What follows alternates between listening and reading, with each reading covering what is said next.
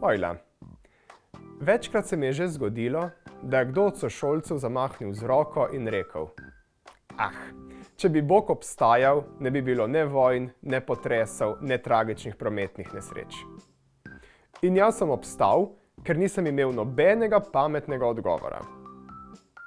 Pravzaprav je res nelogično. Če pravimo, da je Bog neskončno ljubezniv in dober, zakaj torej dopušča, da se dogaja toliko slabega? Odgovor se skriva v dveh stvareh. V svobodni volji in pojavu zla, to je slabega. Poglejmo najprej, kaj je svobodno voljo. Verjamemo, da je Bog človeku dal svobodno voljo. To pomeni, da ima človek vedno možnost, da se sam odloči, kako bo naredil neko stvar.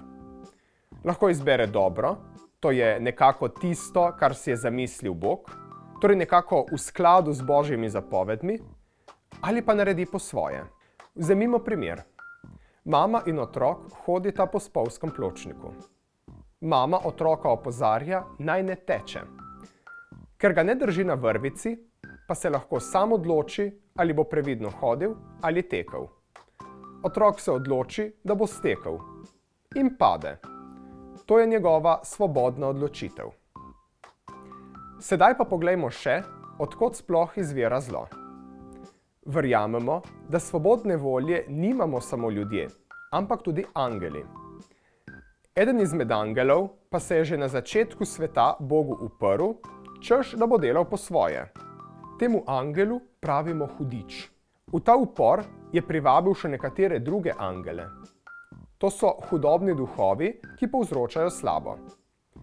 Kakor se tako dobro kot slabo pojavlja v človeku, so te sile slabega vpete tudi vse stvari na zemlji. Svet namreč ni popoln. Popolna, torej izključno dobra, so samo nebesa. Še enkrat. Kakšen je torej odnos med Bogom in slabim? Prenesimo vse povedano na primer mame in otroka.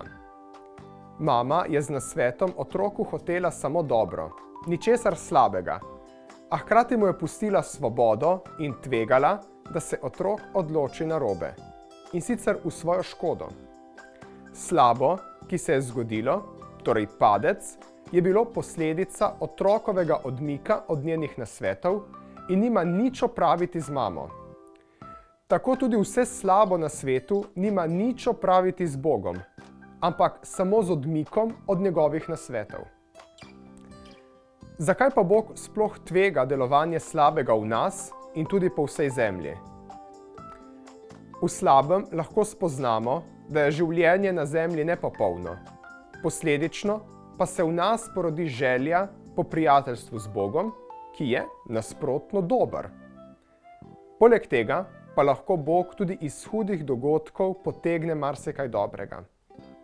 Tako so na primer lanske poplave prebudile v ljudeh veliko dobrote in solidarnosti. Po vsem tem lahko lažje razumemo, da Bog ni zloben, celo še več, v resnici nam hoče samo dobro. Vsaka stvar nam daje priložnost, da si zaželimo njegove družbe, zato tudi v težkih situacijah le pogum.